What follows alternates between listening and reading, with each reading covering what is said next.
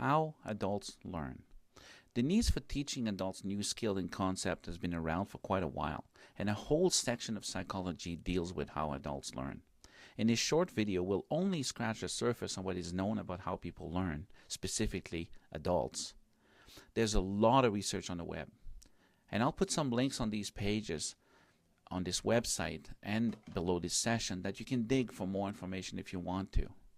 But it's very easy to find on the internet research that's been done on how adults learn in adult education. So go ahead and do. The more you know, the better it is. But even in this short video, you will learn some valuable information that will help you in your studies.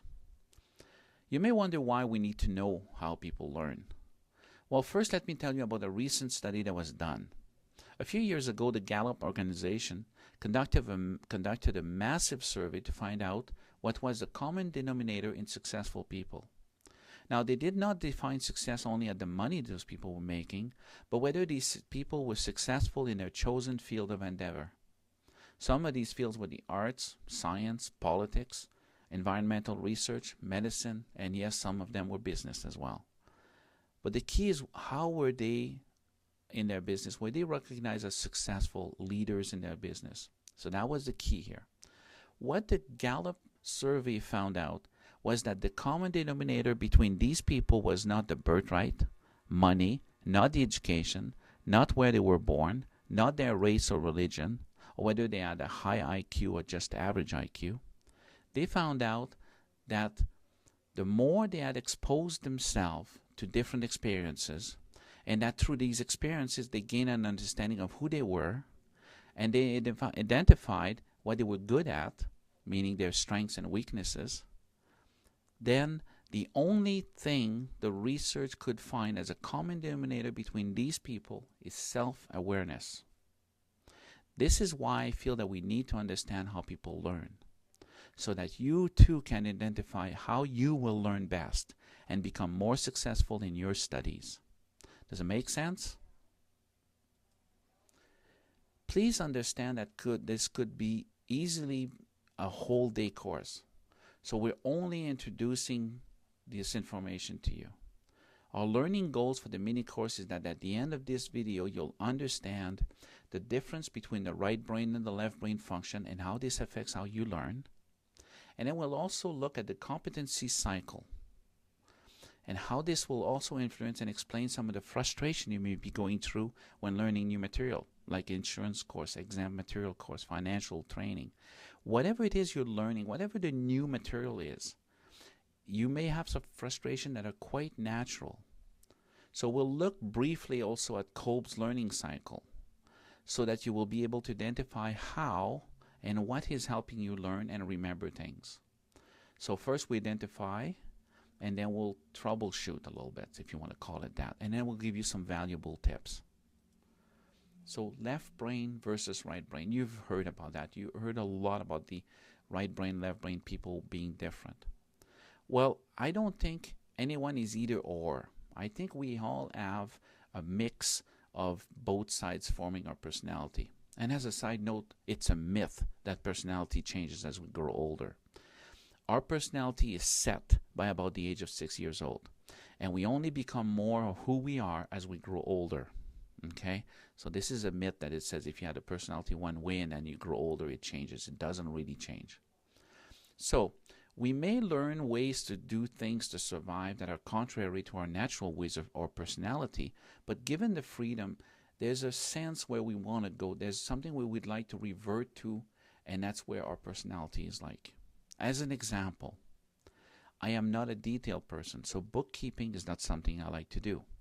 But to stay in business, I learned to do it, and I do it. Now, a left brain person would love to do it, as opposed to me having to do it. They would just enjoy that part of their work. Okay? Then meeting strangers and dealing with speaking in public, for them may be a problem. So our personality really affects how we are. So let's look at some of the differences between the right and left brain per function.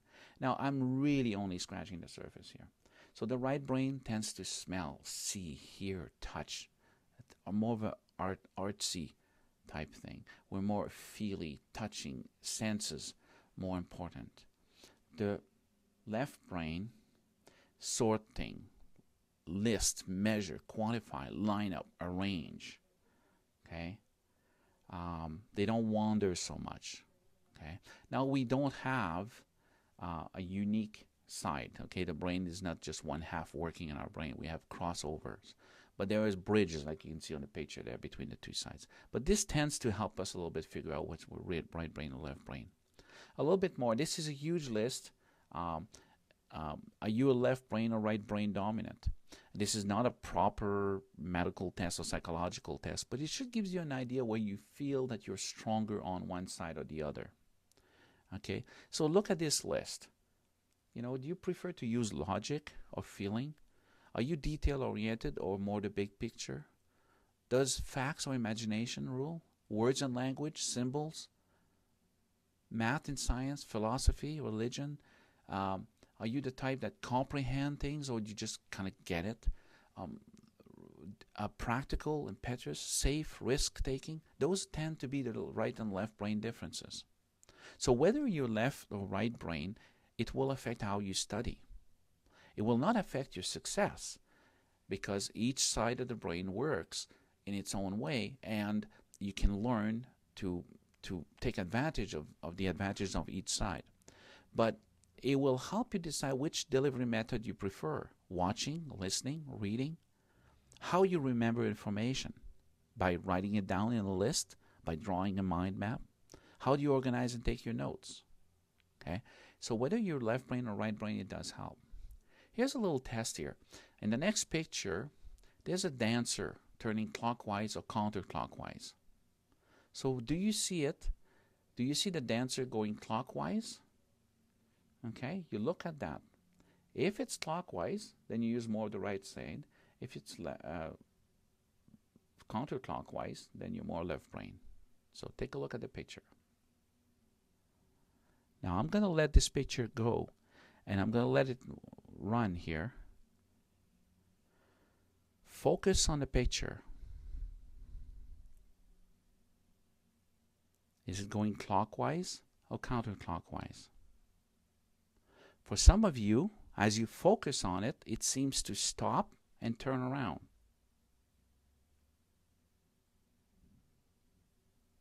Okay?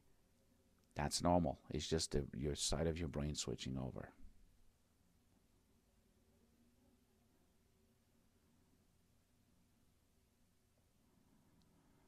Okay, again, this is not a psychological, fully scientific test, but it does help you figure out a few things.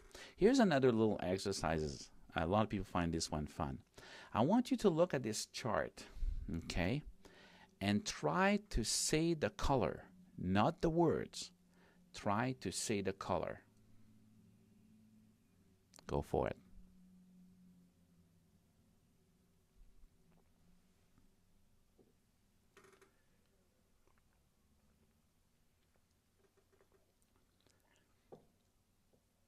Now you can pause the video at this time and just watch it.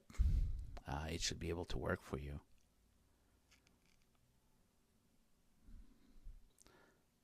So what you're experiencing right now is a right and left brain or left and right brain conflict. Your brain is trying to say the color, but your right brain is trying to say the color, but your left brain insists on reading the words. So a lot of people are having fun with this one. Okay, so are you left brain or right brain dominant? Again, this is not a proper test. I used those words earlier. Take a look at that list again. There's no right or wrong answer. Both sides of the brain have functions that we need to develop. But let's go through a few of the differences between the left brain and the right brain. Again, this could be a whole day on personality testing. There are many tests out there. In our website, we'll show some links in there for many other tests, like the DISC testing, Myers-Briggs, personality testing. So just don't hesitate to explore that more. But what matters for us today is whether you're left or right brain and how it will affect your study. So which method do you prefer? Okay. Watching, listening, reading, you remember information by writing it down, or by listening to it, or by repeating it to yourself. How do you organize and take notes? Okay. Another thing that will affect your perceived success in learning is your competency level. Remember when you first decided you were going to learn something new, like driving a car? If you're not a driver, then think of something else that you're now competent at doing, but at one time you weren't. Let's stay with the car driving as an example, since most of you probably know how to drive. So remember a moment when you looked at someone driving just after you decided in your mind that you were going to learn to drive. Maybe you were 12, 13, 14, whatever. Maybe it was your dad or your mom. It looked easy, didn't it? You probably thought it was going to be a piece of cake, a walk in the park. Well, in the competency level, you were what it's called unconscious because you didn't know you were incompetent. You were unconscious and competent. You did not know what you did not know. Then you sat behind the wheel. Maybe it was a standard clutch or something. Wow. Now you suddenly realize there was a few things about driving a car that you did not know. You were conscious there was something you didn't know. You were conscious and competent at that point. You knew that you did not know. This happened to you in any courses like lesson 1, 2, or 3. You start figuring out that, wow, in the insurance course, you would find out that, wow, I've been buying insurance from Martha for all these years. Looked like it was easy. I can do that. But then you start taking the course and you realize, wow, this is a lot more to it than I thought. So you're absolutely right in what you can do. But like driving a car, you need to learn a few things first. Yes, you can do it, but you need to learn the course. If you want to write this exam, you need to practice, you need to learn the material, but at first you'll feel you don't know anything. So when you first go in, you think, that's going to be a piece of cake. The second, as soon as you start diving into the material, you go, oh my goodness, I don't know anything about this. Well, that's what we want to help you with, okay? So you're conscious and competent as you start entering into the new material. Then after a while, you've written the exam, you've been in the field for a while, you're doing your job, you're at the conscious competency level. You know what you're doing, you know that you know it, you're still paying attention, maybe a little bit overcautious, but you know it. As a broker or an agent or a rep, the danger is that second guessing yourself. You know that you know, but you're still not 100% sure. As a learner, you know that you know it, but you still want to change that answer on the test, right? Don't. The good thing is that at this time, when you make a mistake, you're not afraid to take corrective action. You're still in a learning mode, open to learn, and accepting new and better way to think and do your work. So this is a good time. You're conscious, competent. Okay? You know your stuff. After a while, in the example of driving a car, you get into the car, and then you suddenly realize you're at work. You're driving fine, but you just didn't have to pay that much attention to it.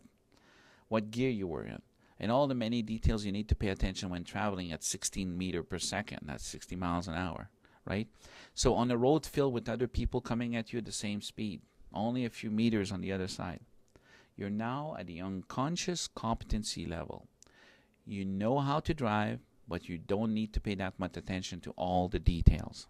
Same thing with your job, with your new job, or what you learn on this course. You know it now, and you kind of automatic, oh yeah, that's easy, I know that. You kind of realize that it's only been a few months, and now you know this stuff. You know it, and your confidence is showing up, and your clients see your confidence as well. You're unconscious competent. You just know it. The danger here, though, is after a while at the unconscious and competency level, you risk to become the cycle completing itself and become the unconscious incompetent again. You do not realize or notice that you're making mistakes. You've seen that before. Employees that have been at their job 25, 30 years and they start making mistakes and they don't think they are, or they've learned bad habits and they keep on going. That's the cycle continuing. Well, all it takes sometimes is an employee review, an evaluation, or comments from a customer or colleague, and then they suddenly go back to the cycle section that says conscious incompetent. They realize, oh, they make mistakes. And it's a critical point in the learning cycle. If at this time you don't take corrective action, you can become an unconscious incompetent, the worst of position, excusable only for beginner. So this cycle is normal. It's totally normal. It's totally acceptable to go through that. Okay, so the competency cycle. Okay, so maybe things are easy and maybe things are harder. So what does it mean in your career? Is material easy or hard? Are you getting confused? Are you getting discouraged? This is normal. Don't be discouraged. The cycle is normal. Okay? At first it might be easy, then you can go through a hard time, then easy again. A little bit of confusion. That's normal. So when you talk to people about the test, be aware that they know what they know in the industry. When you talk to people that are already in your industry that you're studying for, what they know sometimes has nothing to do with the test. Okay? So don't let an old pro in your industry or field of knowledge confuse you about what they know. Just focus on learning what you need to know for the test. Then later you can get into the debates about policy details, investments, or whatever it is you're learning about. So stay in the cycle, just stay in your competency level and focus on what you're learning. So what does this mean to you? It means that you need to take your time and be positive in your thinking and know who you are. Okay? Understand. Find out how you learn best. Okay? And use the words and the works that work. Use what works for you. If videos don't work for you, then go back, get a refund on your course, and go get the manual if that doesn't work for you. But do not waste time or money on something that doesn't work for you. Okay? So you need to know who you are and how you learn. And once you're self-aware, you will maximize your learning and your career. I guarantee it. Guaranteed. Thank you. Have a nice day.